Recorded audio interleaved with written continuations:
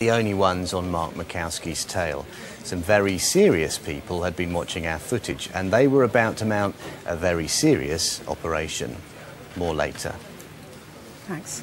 Next, Santander. 2 years ago, we'd never heard of it. Now it's one of the biggest banks in Britain after buying Abbey, Bradford and Bingley and the Alliance and Leicester. Last month, it also bought 318 local branches of the Royal Bank of Scotland and promised to recruit 1,000 more staff to improve customer service. Will 1,000 be enough? With 90 million customers and a prudent approach to banking, Santander is one of the world's strongest and safest banks. Huge in Spain, unknown in Britain. But that was before a massive buying spree and Lewis Hamilton's endorsement made them a familiar high street name. We are Santander. Around 25 million of us now have accounts, savings, loans or mortgages with Santander. And it's not just the ads that are driving up customer numbers. Come on. In public, Santander is proud of its customer service. On its website, it has a list of promises that are designed to appeal to us. But how much do they match up to the reality? Well, not very well, according to some customers who've contacted Watchdog. Take this promise. If something does go wrong, we will aim to put it right as soon as possible, keeping you informed and keeping our promises. We'll tell that to Alison Standing, whose mum took out an £8,000 loan with Abbey in February 2008. 14 months later, her mum fell ill and had to go into a nursing home. All her money, all her income, pensions was then going towards the payment for the nursing home every month, so she'd have no income left over. I then contacted the Abbey, who are then known as Santander. I explained what was happening and said that she was very poorly and we needed some help. Alison asked them to cancel the remaining amounts left on the loan, a request which under UK lending codes they were obliged to consider.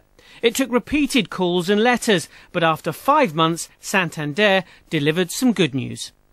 In October they said it could be written off. I was very happy actually, because I thought at last we're getting somewhere.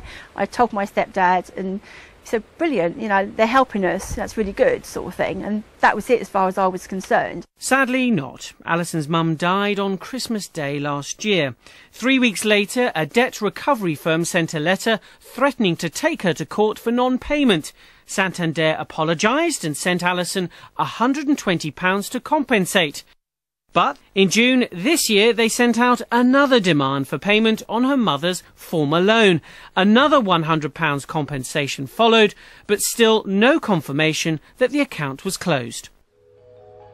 I never realised they would be so difficult to deal with. They're meant to be one of the best companies in the world. You see them advertised every day on the television, and I've never known a company like them, and I'd never recommend anybody to them, ever. So much for that promise then. What about this one? We will aim to handle your account smoothly and efficiently at all times. Frank Cox opened an Abbey account 14 years ago. In 2009, he ordered a new Santander credit card. But despite setting up a direct debit on his new Santander bank account, earlier this year, he started receiving calls. The first call was to say that I'd missed a payment and could I make the payment now, or there would be a charge, late payment charge with interest, and I could settle this if I gave the man £30. Frank called the bank, who assured him that the direct debit arrangement was in place, but the monthly demands for payment from Santander's credit card department just kept coming. And I got it again in April, and then I got it again in May, and then finally in June. I thought I ought to do something about it and entered a formal complaint. I still have this great fear that the problem has not been resolved. I have no confidence yet whatsoever. So it seems Santander's bank and credit card companies weren't talking to one another, and Frank was being pursued for debts he didn't owe. Smooth and efficient? Certainly not. What's the next promise? We will always aim to understand your financial needs and offer products and services which will benefit you. Well, this one might be true, and if you're not happy with the products and services provided, well, you can always leave the bank and take your money with you, can't you? Robert and Patricia Elliott tried to transfer their individual savings accounts, or ISAs, from Santander to the Halifax earlier this year. The reason? Well, they weren't happy with the interest rate they were getting on their £88,000 savings. It should have been straightforward, but after several weeks and repeated requests, Halifax was still waiting for the necessary paperwork from Santander. They still had no response. The Halifax again wrote to me saying they couldn't get anything back. That informed Santander that they were now in breach of HMRC's guidelines. These guidelines state that all ISA transfers should take no more than 30 days, but Santander appear to break these repeatedly. For Robert, a process which should have taken a matter of days eventually took 2 months, and he lost approximately £365 in interest. This is the first time in any bank we have ever dealt with we've had these problems, and as top liner, it's my money and I want my money when I want it. OK, with me now, Alison Britton. She's in charge of Santander's retail business.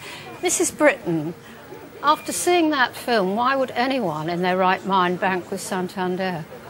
Well, I'd like to start by apologising for any customer issues that we've had, and also to confirm that we're working really hard to fix them.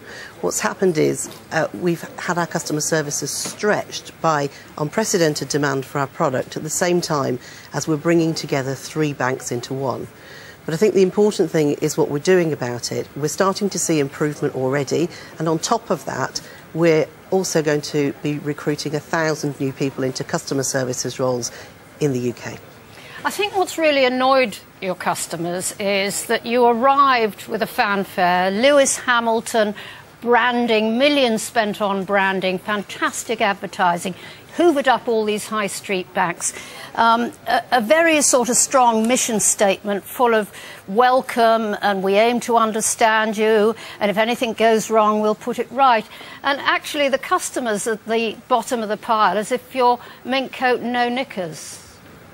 Well, of course, what we have to remember is 99% of our customers haven't had any issues, but the 1% are really important to us. That's our interest. It's not the ones you surveyed who are happy, it's the people who are very unhappy, like in our film.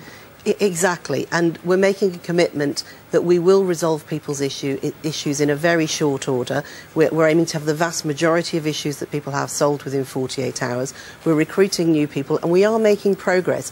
If you were to look at the Financial Ombudsman's report from last week, which is an independent survey, they comment on how complaints are handled. You can see the progress that we've made over recent months, and we're now one of the best for handling complaints in the UK. OK, but you were reported as having thousands of complaints a week. Well, let's look at the facts. 99% of our customers don't have reason to complain. We're a bit tired of that excuse on here. Tell me this. The people in our film, and Frank Cox is a typical, he just couldn't get a response. What are you going to do for these Watchdog viewers? And I understand his frustration and apologise for that. Anyone who has an issue, certainly from Watchdog, I will personally make sure that we manage those issues. We have a special email address. Why didn't you do it earlier? Why has it taken us to shame you into it? Well, we have done it earlier. Our progress is real, and you can see that from the independent ombudsman who's talking about the complaints. Also, our complaints numbers are down, and of course our commitment is really demonstrated by recruiting 1,000 more people in the UK. Let's hope it works, Mrs Britton. Thank you. Thank Chris. You. Well, if you want to see that Santander film again or get more details on any of tonight's stories, go to our website. You know the address, bbc.co.uk/watchdog. Meantime, we're going to catch up with some of our texts and emails. We've had